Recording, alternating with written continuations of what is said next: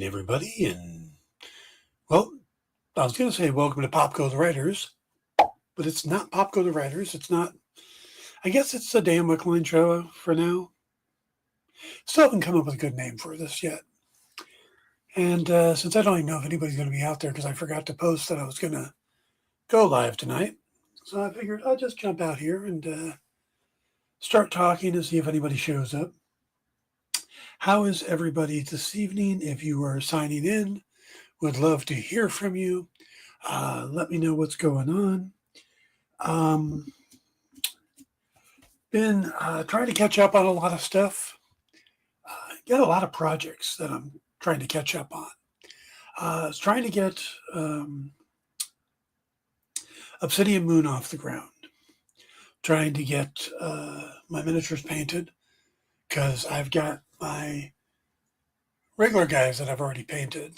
There's a few that I still need to paint, but to actually play, I just need these guys that are painted and that guy there. So I'm good on that. The problem is Lisa doesn't have a finished army yet. I don't really have anybody who has a finished army other than my nephew Michael, who hasn't finished painting his yet either. So I have this house army that I've been building, and it's all built. I got the whole combat patrol built, but they still got to be painted. And I finally got back to it. I got this guy finished where I'm really happy with him.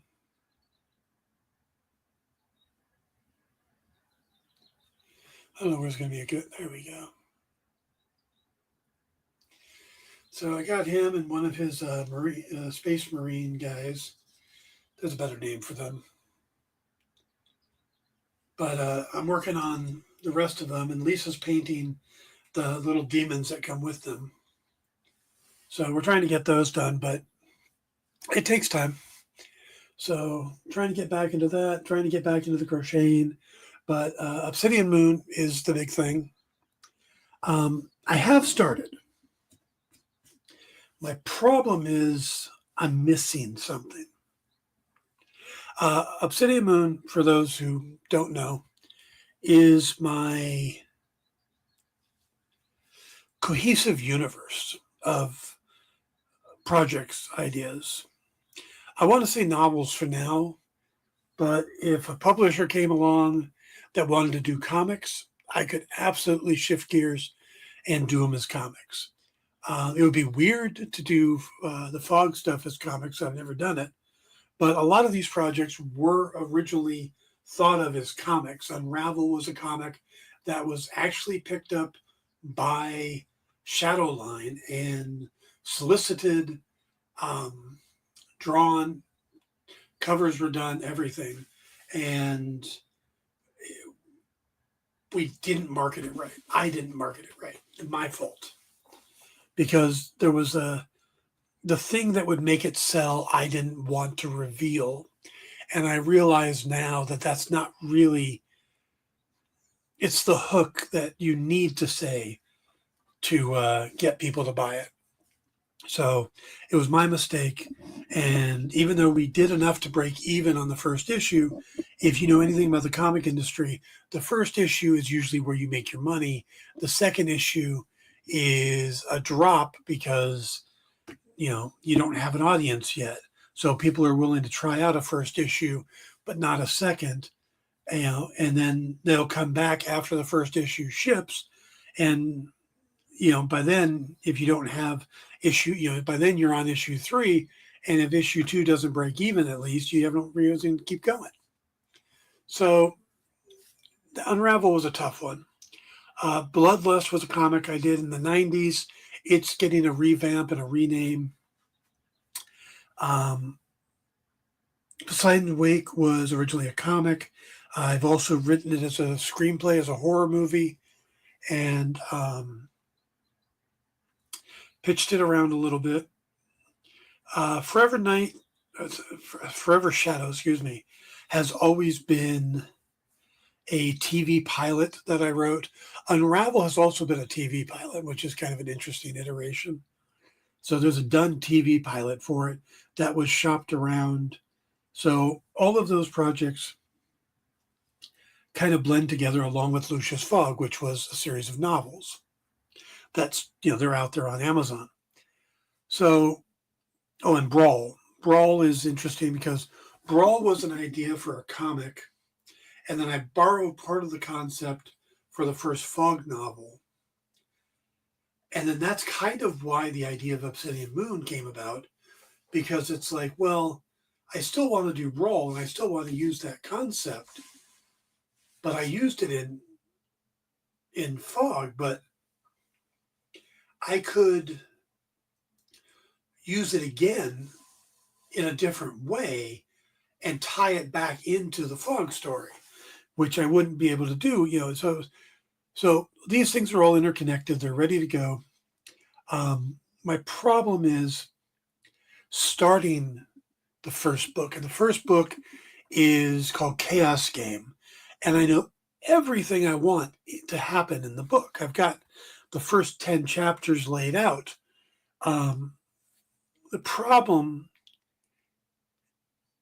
is that the first chapter is going to be something different. Fogg is usually written in the first person narrative. It is a film noir detective style story, and Jimmy Doyle is the main character, and the way he talks, the way he speaks and everything is very specific. And I used to have one up there. Oh, here's one. I could just pull here and say, it took me a minute to get ready. I unlatched my holster so I could quickly draw my 45 if needed. I then draped my bag. I draped my bag so it hung down in a way in reach of my left hand. Being able to get to what I needed quickly could make the difference between life and death in Old Town. The most direct route was going to be my best bet. 3 blocks down to 2nd Avenue, then 5 blocks over to 85th. I thought about trying to stay in the shadows, but the things I was trying to avoid were more likely to be in the shadows. If I sprinted the whole way, I might just make it without any interference. So it's all first person narrative. It's told from his point of view, which is awesome. And I love writing as Jimmy Doyle, because when I do, I become Jimmy. And Jimmy is somebody I would love to be in real life. Jimmy is awesome. Jimmy is the type of person that,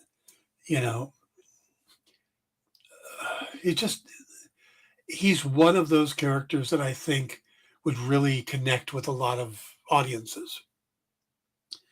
He's an everyman. He's quick-witted, good with the ladies, but he's got a heart, He's that type of character. Classic noir detective. And the beginning of the book isn't from Jimmy's point of view. The very first chapter is a setup. It's almost like a prologue from somebody else. And that's where I'm having an issue in just getting that voice right, getting exactly what I want to get down onto the paperwork to set up everything else. Once I get that, I can start rolling. So that's where the holdup is, that and the time to focus on it. So that's going to happen. But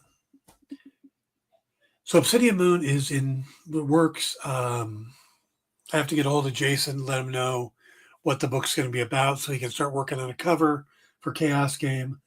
I really need to start doing more with the mailing list. I've got about, a handful of people on the mailing list. I got to get more people, and I got to start putting out mailers. Also, there's Blythe, which I put out. If you haven't seen it, Blythe, the Trailer Park Night Rises. It is now available on Amazon. It's a fun little book. It's about a former soldier suffering from PTSD who returns home to find herself sleeping on the couch of a friend's trailer in Blythe, California, which is kind of a shitty little town on the border of California and Arizona. So it is not the best place to be. Apologies to the people of Blythe.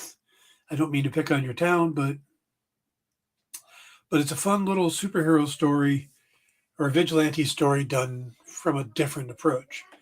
And I did that a couple of years ago, uh, and then it just kind of sat around. Had other ideas for it, and finally I'm like, no, let me just put it out. So I tell you the truth, I haven't even checked to see if it's sold any, if anything, because I've done nothing to really promote it. Yeah, I'm kind of lagging here. So anyway, you guys don't want to hear me complain about that stuff. You want to hear what's going on in the entertainment world, right? We got a lot of stuff going on. We have me dropping stuff out of reach. Now this is entertaining, huh? Hey, there's Dan on TV on the stream, just bending over and doing. Well, let's not put it that way, guys. Yeah. All right, that's probably good enough for now. Anyway, so let's talk about television. We can start with Daredevil, but there's a different show I want to talk about. There's two shows I want to talk about.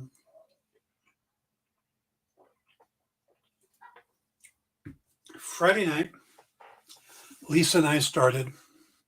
This is a little older. True Detective Night Country. That's Jodie Foster, Christopher Eccleston, and it's this, Alaskan town. It's a research center. All the people go missing, and then they're found in the middle of nowhere, frozen solid into like a block. They're all kind of strewn together naked. It's a really weird setup. And if you've watched the True Detective series, you know that they want to get mystical and spiritual and all this other stuff. Okay. We watched 2 episodes. And then we're like, we'll come back to that. We'll move on to something else. We need to watch something fun, something light, something. Then last night, there's a new series on Netflix called The Residents. And that is from Paul William Davies, I think it is. It's a Chandraland thing. I don't watch Chandraland stuff normally. Not that I have anything against it. It just hasn't really been on my radar. Chandra Rhimes. Mad props to her. She's just a juggernaut when it comes to putting these things out. And people love them.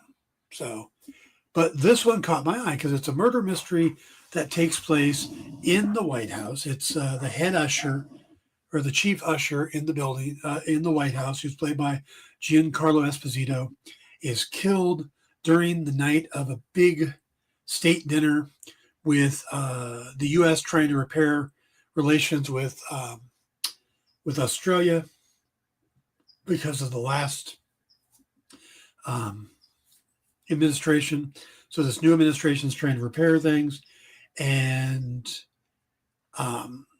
this guy is found dead. They think it might be a suicide, but there's all these different clues. And the world's greatest detective. I love how shows always have the world's greatest detective. It's never the world's second best greatest detective or the third best greatest detective. Oh, we got the greatest detective. You got Sherlock Holmes? No, he was busy. But the next one, oh, Miss Marple? No. Hercule Poirot? No. Benoit Blanc? No. We did get him on the phone, but he was in a bath. So we got Cordelia Cup.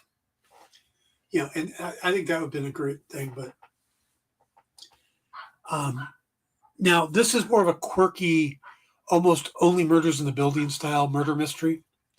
There's a lot of humor, a lot of very odd people, a lot of funny, offbeat moments, and I like both of those kind of styles. I like the dark mystical stuff, and I like the quirky whodunits. The difference for me is what the problem I'm having with a lot of these shows that are coming out nowadays.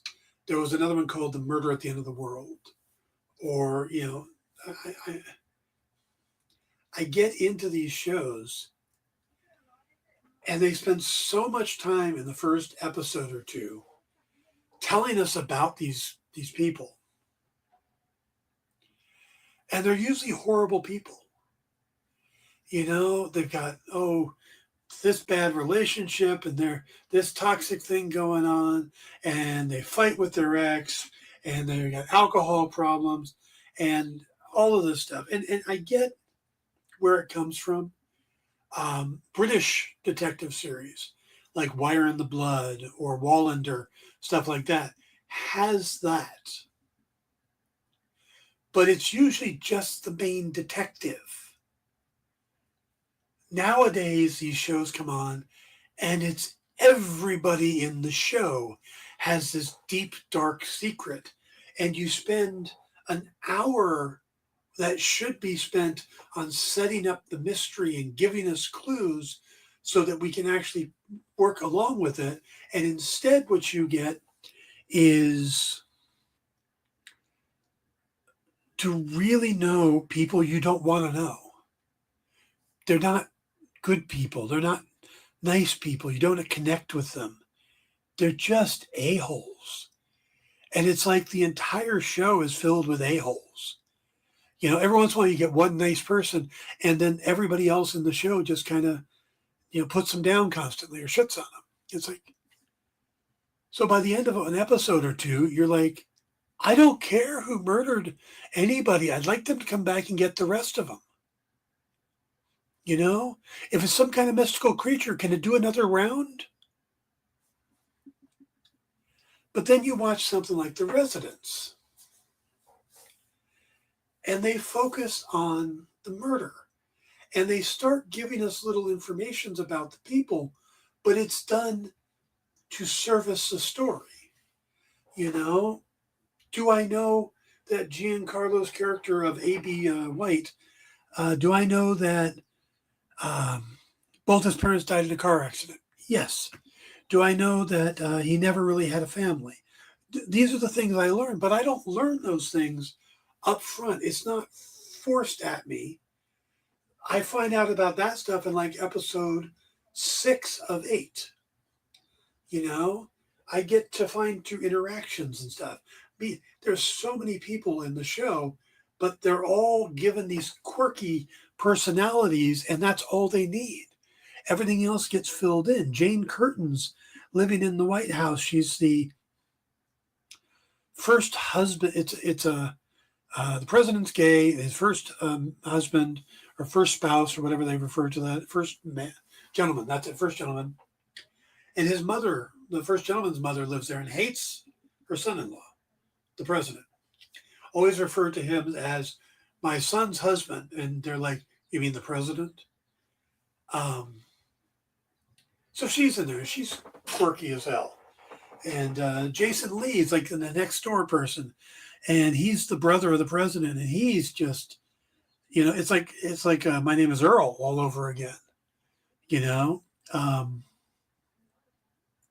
And down the line, there's chefs and Bronson Pinchot's in there. Shout out, by the way, to Will Dixon, a friend of mine, who I used to do. I do these dramatic reads with, or these Development Hell series with, and Will pops up in there as the Secretary of State, and it's like, "Yay, Will! Good job, nice." So, but Kylie Minogue is in it. Randall Park is in it, and it's just really a fun show. And we ended up staying up till like 5 in the morning, binge watching it to get to the end because it was riveting. We were into the murder mystery. We were into the characters and the personalities. The detective, I don't remember the actress's name. I'd never seen her before, but Cordelia Cupp is eccentric. She's a birder. She's got a list of birds she wants to see on the White House grounds that have been noticed there by Teddy Roosevelt, because Teddy Roosevelt was a birder. He was a bird watcher. And she's got her list of things that he says are there, and she wants to see as many as possible. And in the middle of an investigation, she'll just wander outside, start looking around for birds.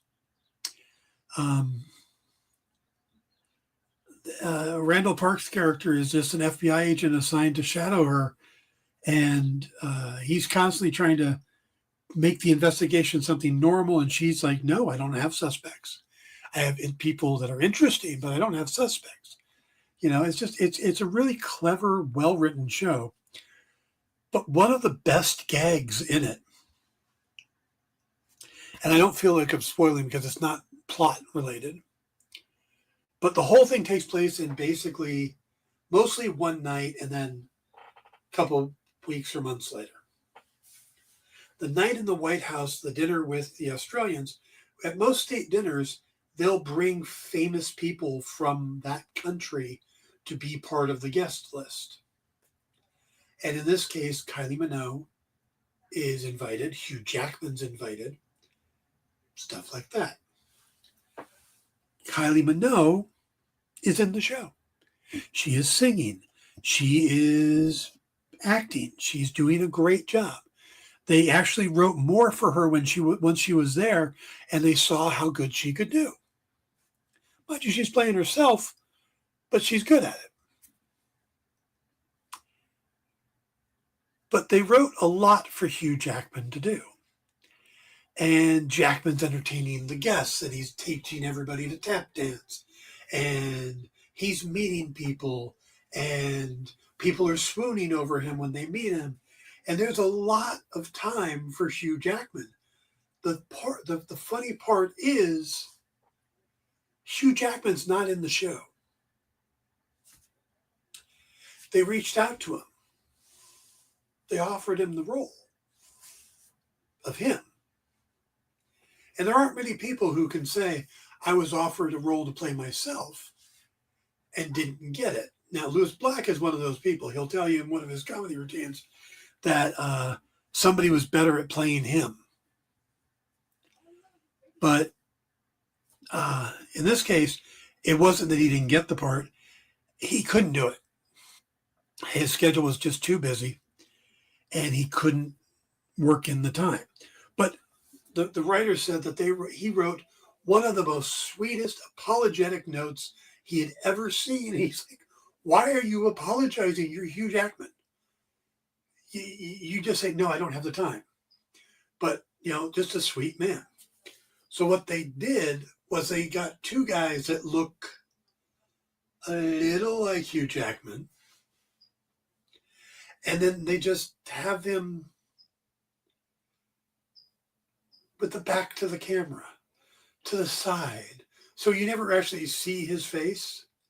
So Hugh Jackman is a character, but he's not in it, but he's in it. And I love that.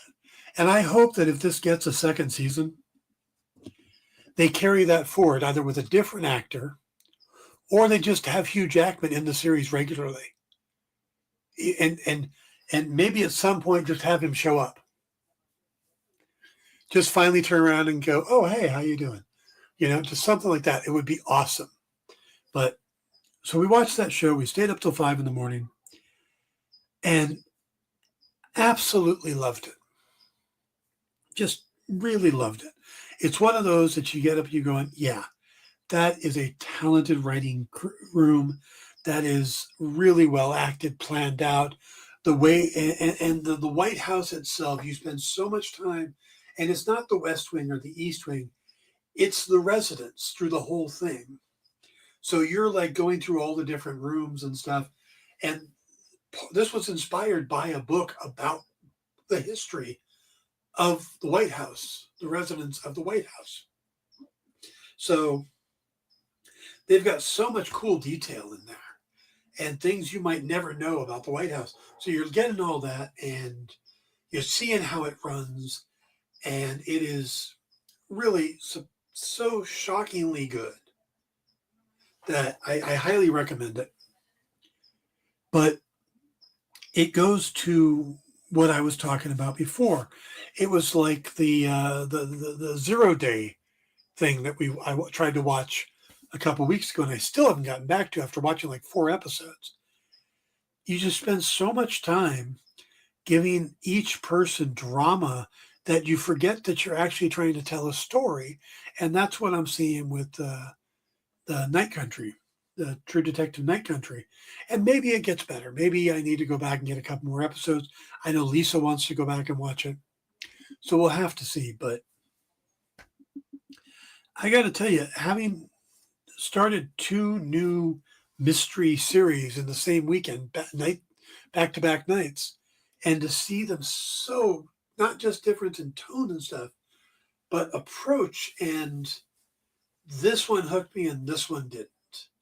It's why I love Only Murders in the Building and uh, just can't get into some of these other shows because of the way they start them, the way they front load all the problems and the drama of these people. You know, give me the mystery. Let's get into that. Give me some clues and then give me who the people are as we go. Let's discover that. Don't front load it and make me just hate everybody. So I don't care who dies. I just hope there's more that die, you know? So recommend The Residence if you haven't watched it. It just came out a couple days back. It's on Netflix. It's 8 episodes. And it is a lot of fun. I got to look her up real quick. It's not fair for me to not actually say what her name is.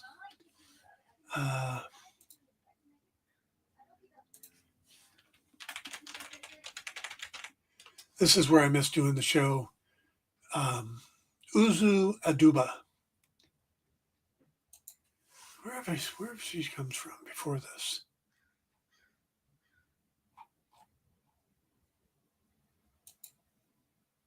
Oh yeah, she's absolutely brilliant in this. Let's see. Before that, she was on Greedy People. She was a voice in Lightyear, in Treatment, Miss America, Orange is the New Black. Oh, okay. She was on 90 episodes of Orange is the New Black. I know that is supposed to be an amazing show. It's not one I ever got around to watching, but it's supposed to be an amazing show. And she's in 24 episodes of In Treatment, 9 episodes of Miss America, 6 episodes of Painkiller. So, yeah, she's got a good pedigree there. But yeah, or credits list. Pedigree is such a bad term for that.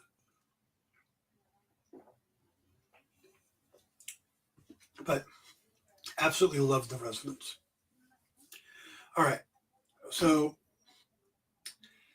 before I get to Return Daredevil, I want to talk about God,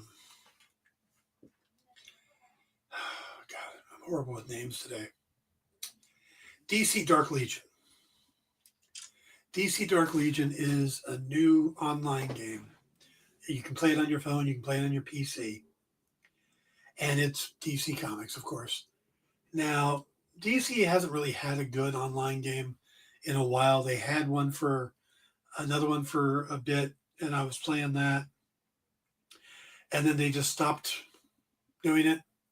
And then it just disappeared. And you couldn't even log into it anymore. And I had put a lot of time and effort into the game because I enjoy playing these games with comic characters I grew up with. So DC Dark Legion, it debuted a little over a week ago. And it's a lot of fun. But it's slowing down now. Been doing it for a week. But that first few days, they throw so much at you in the very beginning of the game. Normally, I'm used to games that are like, okay, first 10 levels, you just need to build your characters and do the main story. Okay, now we're going to add in the PvP aspect. Now, okay, here we are, level 20, we're going to add in this aspect. Okay, you're at level 30, we're going to add this aspect. You got to build your cave. You got to do this stuff. Not this game. This game is like, here's the 97 things you need to keep track of. Go. And you're like, wait, what? Huh? So, it's a fun game. If you haven't started playing it, what I would recommend doing is there are some good online tutorials on YouTube. You might want to check them out because you can play it for free and do well, or you can spend money and I'm not a big fan of spending money. So if you want to go in there and take best advantage of things, uh, I'm a collector mentality person. So I go in there and I want to get all the characters. What do I got to do to get all of them? And then level them all up together. And that's not necessarily the best way to approach this game. So, you want to pick your 5 best players, and you want to make sure they have synergy with each other, and it's all that stuff. And you can make mistakes in the beginning. So, check out the online strategy stuff to really have an approach when you go in. It'll help you out. But it's fun. And I like the fact that it's a portrait game, not landscape. A lot of the Marvel games, like Marvel Strike Force, Contest of the Champions, they're landscape games. You got to turn the phone, and it's just awkward. But I like the portrait games. I like that. Um, what is it called? The Marvel card game that's out, Snap. I like that that's portrait. I love the Warhammer game they've got out, Tacticus. Both those, I mean, those are some of the games I play on my phone. Those are great. So, all right, let's talk Reacher real quick. Interesting of note, since it's been 2 weeks, I wasn't here last week. The last 2 episodes of Reacher. Now, I told you guys before that I've read a bunch of the Reacher books, and when the new season comes, that we find out what the book is that the new season is based on, I've read it. It's either one I've read or I'll read it because I want to have read it going into it. Now, season 1 was pretty close to Killing Floor. Season 2 was mostly close to what they did in the original book. I don't remember which book it was. Bad Luck and Trouble. That's it. Bad Luck and Trouble. But they changed stuff like location, certain things in the ending. And I understand why they changed some of the ending, because they wanted to be surprising for the people who read the book. Okay. The end of episode 6 of this book, of this series, of season 3, completely throws the book out. Persuader is very different. Something is revealed at the end of 6. It doesn't get revealed until much later in the book. Characters are changed. Some characters are eliminated. But overall, it's been great. I've really loved it, and I love where it's going. This last episode, if DC were actually considering Alan Ritchson to play Batman, that last episode would be his audition tape. But yeah, I'm still enjoying the hell out of it, but it is so off book now. I mean, I was stunned.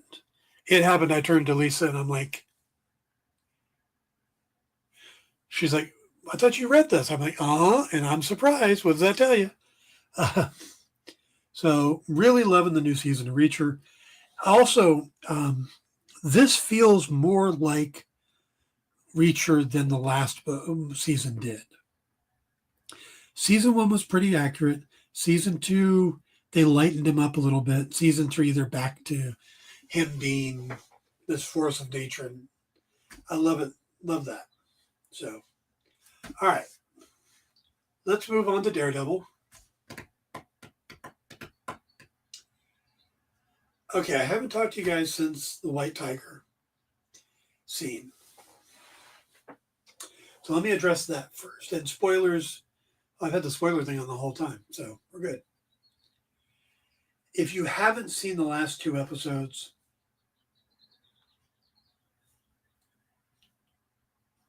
this is your time to. All right.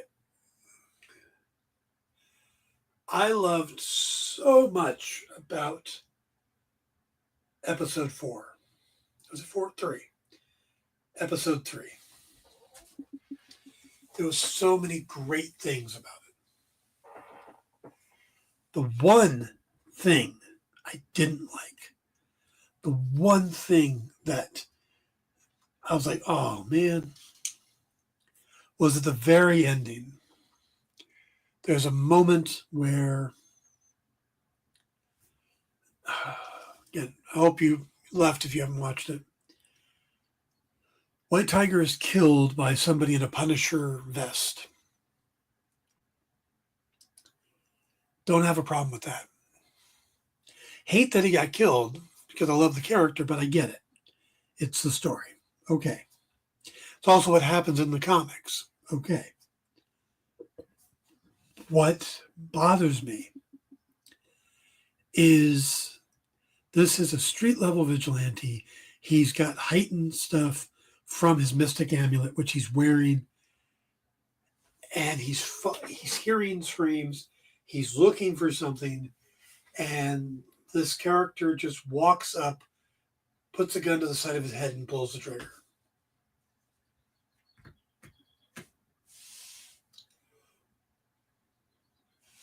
How would somebody have gotten that close to him? This is a guy who's been a vigilante on the street. He didn't turn to the sound of somebody approaching. Nobody's that quiet, especially in wearing gear. He should have turned and got shot. He should have been killed by a sniper, something other than just somebody getting all the way up to him and putting the gun next to his head and pulling the trigger. I just feel that was a massive disservice to the character. Okay, that said, everything else about that episode was great. I loved. I don't want to mispronounce his name, so let me pull that up. I don't want to mispronounce his name, of course, because he passed away. He died of cancer a few months ago, or excuse me, Christmas of 2023. Kamar de los Reyes was so good as Hector, as the White Tiger, and that you really get to like the character, want the character to succeed, and love it when he wins. And then what happens is just so heartbreaking.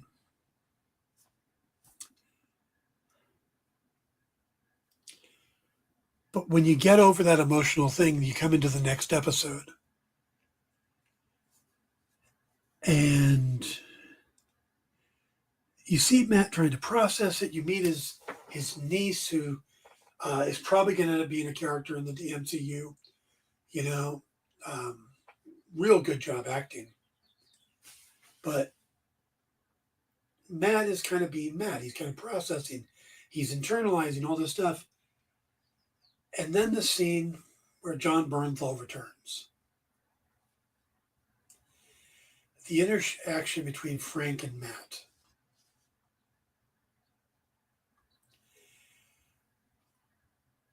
The character of Frank Castle is an amazing character for drama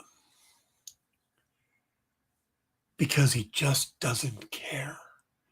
And I don't mean that he doesn't care about people or about the people he loved, or even about Matt, because I think he does. I think he actually respects Matt. He doesn't care about social norms. He doesn't care about what you should and should not do. Obviously, he's going around and killing bad guys. He can see what Matt needs to confront. He can see that Matt is lying to himself. And he can call him out on it. And he does. And it is such an amazing scene. The interaction between the two. When he pushes him to punch him. And then he pushes him some more. And he says, "You haven't done anything. You're a coward." Well, he got life. And when he says that, we all know what we thought. We all thought Foggy got death. Foggy's dead. But we internalize that. We wouldn't say that to him because that's kicking somebody when they're down. That's just taking that extra oomph. And Frank says it. Frank comes out and says, what about Foggy? Did he get life? And that was harder of a punch than he could ever physically hit. That was just devastating because it ripped the scab off. It made all of that pain fresh again. And it crumbled that facade, that lie that he'd been telling himself, that he's not being Daredevil because he's letting the system do it the way Foggy wanted. He's letting the system find justice.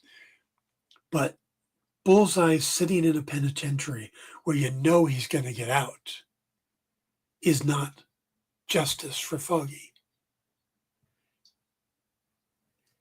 The system doesn't work for people like Bullseye or Kingpin, stuff like that. That's Frank's point of view. And for a character like Bullseye, it doesn't work because he's never going to be rehabilitated. He's never going to change.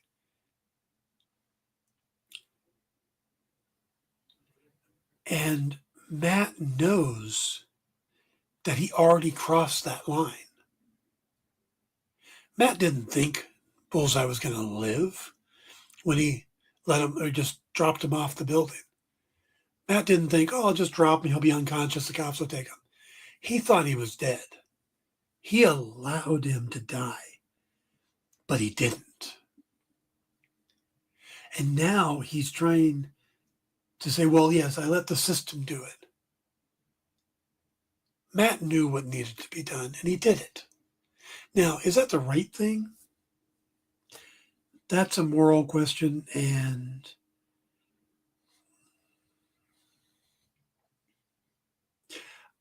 I don't think I'm the one to answer that because I think that's going to be personal for everybody.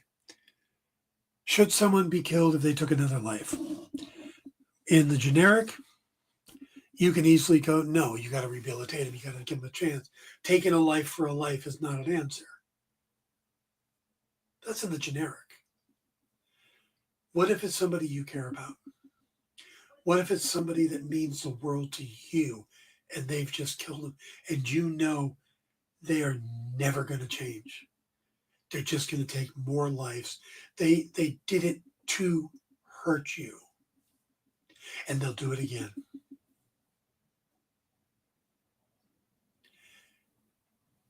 Where's the justice there? That's what Matt's dealing with. And that's all the stuff Matt was internalizing. That's what he was trying to bury.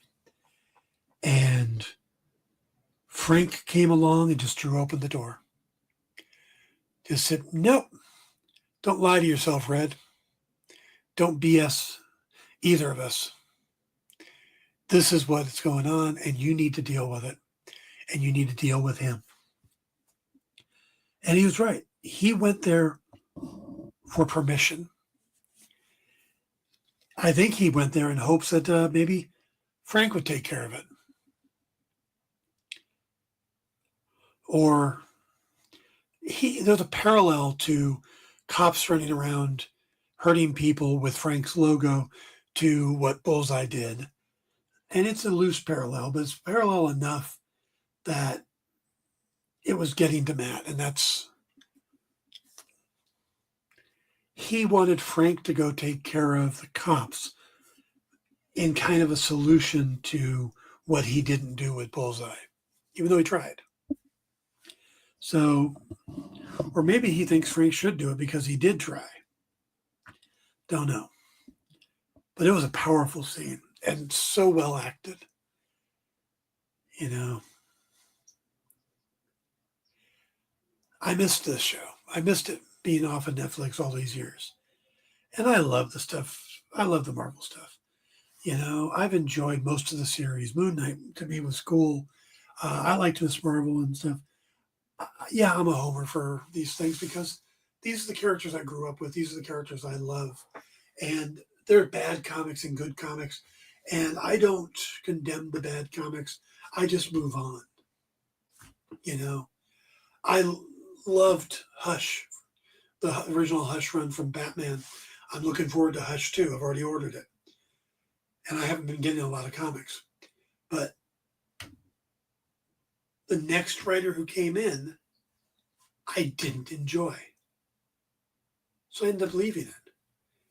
But I didn't condemn DC for doing it or saying, oh, you guys are horrible for, the same thing happened on Green Arrow after Kevin Smith and then Brad Meltzer. And then, the next guy just wasn't good. Now, if you realize that it's the same guy in both books, then just keep that to yourself. Nothing personal to the guy. But anyway, so I also liked seeing Fisk having to deal with the constraints of being the mayor. When you believe you're above the law, the rules don't apply. But when you're trying to work within the law, there's a lot of red tape and rules that you've got to deal with. And he's suddenly having to deal with those things. So why they picked starships, we built a city, don't know. But I love that. The thing that upsets me a little bit, though, is I look on these websites that do things like I do, where we talk about shows. They do the breakdowns and the Easter eggs and stuff. And a lot of them are focusing on the fact that the series got to a certain point, stopped, they changed the direction, kept some of the stuff, stepped away from the other, and went in then continued on. And they'll sit there and point out, we think this was part of the original run, and this is what the refigured stuff, and you can tell the break here, you can tell the break there. Shut up. I don't care. And most people don't care. Most people don't know that Kevin Feige looked at what they had done and went, this isn't the direction we want to go, brought in a new set of showrunners and reworked things.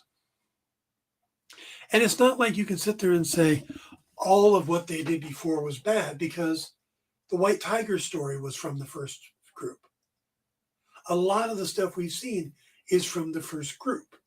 There was some reshoots of the Vanessa scene because they were able to bring the actual actress back instead of recasting.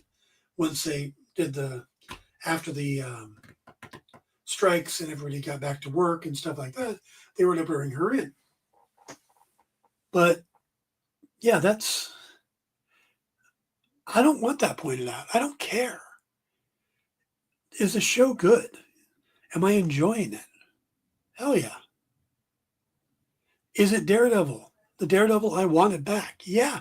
It's Charlie Cox. It's Vincent D'Onofrio. It's John Bernthal and Deborah Ann Wool and Eldon Henson. And it's the angst and all of the stuff I wanted back. And that's what we got. So I'm not going to sit there and pick it apart and go, well, I think this was from the previous showrunners and that wasn't from, and this didn't move seamlessly. Shut up. Just stop trying to find things wrong. If there's something you don't like, the way they kill White Tiger, fine. Talk about that. But most people don't care about the behind the scenes stuff. So why focus on it? If it's interesting, if it's creative stuff, but don't beat it to death. I also see that with people who don't like a series, and then something comes along and they'll say, well, this is a lot better than The Secret Invasion. Oh, this is much better than Miss Marvel. Well, why are you comparing those two? They're different tones, different shows. You want to bring up She-Hulk?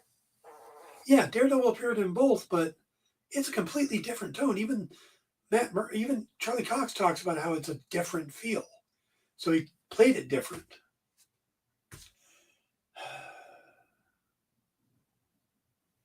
People anger me. Stupidity angers me. It really does. And those are things that don't really matter, or do they? Am I wrong? Do you guys care about that? So, absolutely loving Daredevil. Enjoying Reacher. Love the Residents.